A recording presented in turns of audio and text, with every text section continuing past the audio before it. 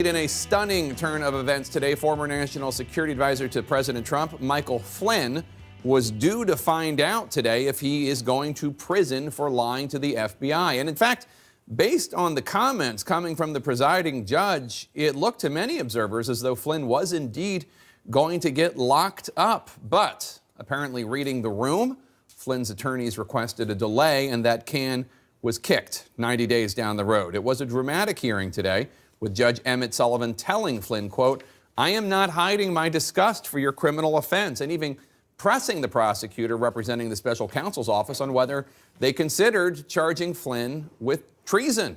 After a recess, Sullivan then tried to walk back some of those harsh comments, including saying he was merely asking about treason, not making an accusation.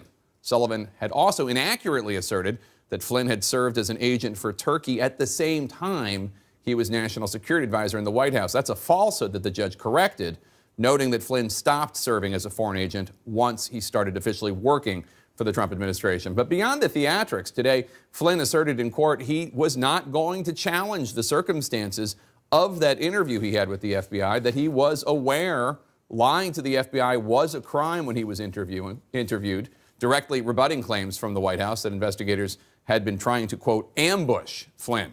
Press Secretary Sarah Sanders even stood by that assertion that he was ambushed a few minutes ago. The Trump White House once again siding against the FBI and its own Department of Justice. Flynn, of course, a key player in the special counsel's Russia investigation, and he will, we are told, continue to cooperate with Robert Mueller. CNN's Jessica Schneider joins me now. Jessica, I have to say, it sure sounded as though Judge Sullivan was going to send Flynn to the clink for at least some period of time. It did, Jake. The judge stressed that prison time was not off the table, even though that's what Flynn's lawyers and Mueller's team essentially agreed to in their sentencing memos. This was really a hearing that went off the rails for Flynn's team, with that rough rhetoric coming from the judge who will ultimately sentence Flynn sometime next year. Michael Flynn's sentencing is on hold after a dramatic 2-hour rebuke from the judge. Federal Judge Emmett Sullivan scolding President Trump's former national security advisor, telling Flynn, "I am not hiding my disgust, my disdain for your criminal offense." The next president of the United States, right here. At one point, the judge noted that Flynn was lobbying for the Turkish government at the same time he was working with the Trump campaign. Flynn even wrote an op-ed on Election Day attacking a cleric living in Pennsylvania whom the Turkish government accused of orchestrating a failed coup against Turkish President Erdogan.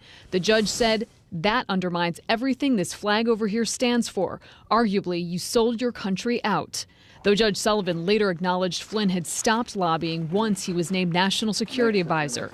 Judge Sullivan asked the special counsel's team twice if Flynn's conduct rises to the level of treasonous activity, but walked that back too, saying he wasn't suggesting Flynn committed treason. Mueller's lawyers said the special counsel did not consider charging Flynn with treason. This election is about the heart and soul of the United States of America. Sullivan also questioned why Flynn would plead guilty when his lawyers have accused the FBI of tricking Flynn into lying about his contacts with the former Russian ambassador Sergei Kislyak during a January 2017 interview with agents at the White House. Judge Sullivan saying, "I cannot recall any incident where the court has ever accepted the plea of someone who maintained he was not guilty." The judge even giving Flynn several opportunities to rethink his plea. But Flynn told the judge he wanted to proceed.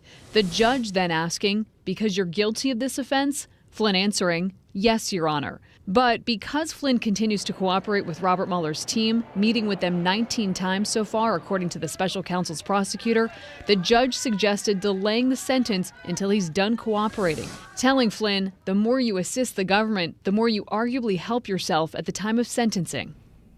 And after a 30-minute recess, that's ultimately what Flynn's team decided to do. They acknowledged that Flynn might be called to testify in a Virginia case against his 2 former business associates. And then Flynn's lawyers formally asked to delay the sentencing. Prosecutors then agreed. And Jake, now we're looking at a March 13th date for a status update, with a sentencing that could follow sometime after that. Jake? All right, Jessica Schneider, thanks so much. Let's chew over this wild and wacky day with our panel. Mary Catherine, I'll start with you. Do you think that the prosecutors just read the room and said, this judge is going to throw the book? Let's get a few more months of cooperation with Mueller under his belt, and we'll give it again, or maybe get some new evidence. I mean, what do you think was going through their mind? Why does it always have to be this wild, man? Like, they can't just have a sentencing hearing. Everybody's got to play up to the drama level of everyone in the Trump administration. Look, I think, yeah, they read the room probably and were like, maybe we even appeal for a change of judge at some point, because this guy was mad. And it's important to know, too, that he was the one who asked for the FBI interview papers, and he got those, many of them under seal. So he has presumably seen those and is still this angry. So that might tell us something about how that process went down. Yeah, and I have to say, I mean, I said this in the open, but he said some things that were inaccurate, Judge Sullivan. He said that Michael Flynn, and you can get mad at Michael Flynn for what he did while he was a foreign agent for Turkey, and he didn't disclose it, and he was working for a presidential campaign and all that.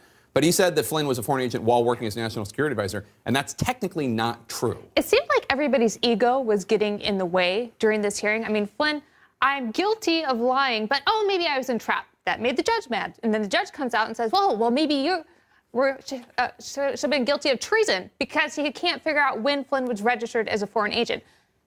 I would have had much more confidence in the system if this judge knew the facts at least as well as I do, because that's a pretty basic mistake. So maybe at the end of the day, this is all for the better to give everybody a pause for 3 months, because I would feel better if everybody could read the full sentencing memo unredacted by the time that Flynn is sentenced. I'm glad the 302s came out. That gives more clarity to how that conversation went down. So maybe everybody needs more time to get the facts straight, including the judge. What do you think about when the judge asked the prosecutors, the special counsel's prosecutors, if they'd ever thought of charging Flynn with treason? I was one, to be honest. It's clearly a question I had on my mind. I just didn't think I would hear it in that, or not hear it, because we don't have cameras in the courtroom, which I would petition that the people want the cameras. Okay, we want the cameras. But when I heard that, I was a little taken aback. But again, it's a question I definitely had on my mind, which maybe it's a question millions of other Americans had on their mind. What I find so interesting about this in the commentary around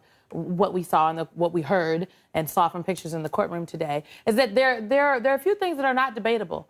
Michael Flynn did not change his guilty plea today. He still pled guilty. This is not a question of if he did it. The question is what will his consequences for doing it be? So there's no question on the table. If he is guilty, he is in fact is. Right. And in fact, the judge was hot and maybe out over his ski tips. I will say you can't ascribe a political motive to that anger. He was first put on the D.C. bench by Ronald Reagan, then promoted to the appeals bench in D.C. by George H.W. Bush, then on the federal court by Bill Clinton. So if you can find a political agenda in there, I think he was honestly angry that General Flynn's supporters were pulling this line of baloney that somehow he was entrapped. He's just a babe in the woods. He's just a three-star general who has no idea that you can't lie to the FBI. And the crime occurred in the White House, which is a sacred space. And it was by a three-star general in whom we ought to have the highest standards. So I can understand why he was angry. He should have not said treason. Treason is not anywhere in the ballpark. And then he walks back by saying, I'm just asking questions, man. Like, treason, just to be a lawyer, it's the only crime defined in the Constitution, because the founders knew anybody who criticized punishable by death. Anybody criticized the government in Britain was accused of treason. To commit treason, you have to wage war against the United States, obviously not, or provide aid and comfort to the enemy. Now, Turkey, Russia, they may be countries that we have complex relationships with, but we're not at war with them. So it's not on the table. But I am glad that the judge zoned in on the fact that it is disgraceful that Flynn was acting as an unregistered agent for Turkey during the campaign. Judge kind of got the facts wrong, but that is correct to zone. That's a big deal. And I don't think that gets emphasized enough. We get caught up in the lying, but he was acting as an agent of Turkey during the campaign, writing op-eds, and just freelancing on this. What did Trump know? There's so many questions that stem from that that are unanswered. And one thing I think is interesting, Mary Catherine, is a lot of Flynn supporters say he was ambushed and say that he was entrapped by the FBI. But if you read the notes, actually the FBI bent over backwards for Flynn who they considered, I'm sure, like a colleague and a fellow intelligence. I believe there were professional. parts that they sort of wanted to jog his memory. Yeah, wanted about to jog his memory this. in a way, by the way, that they would not do for anybody around this table if we ever got interviewed by the FBI. Oh, no, they'd take me hand in cuff, Jay. That's only at the airport.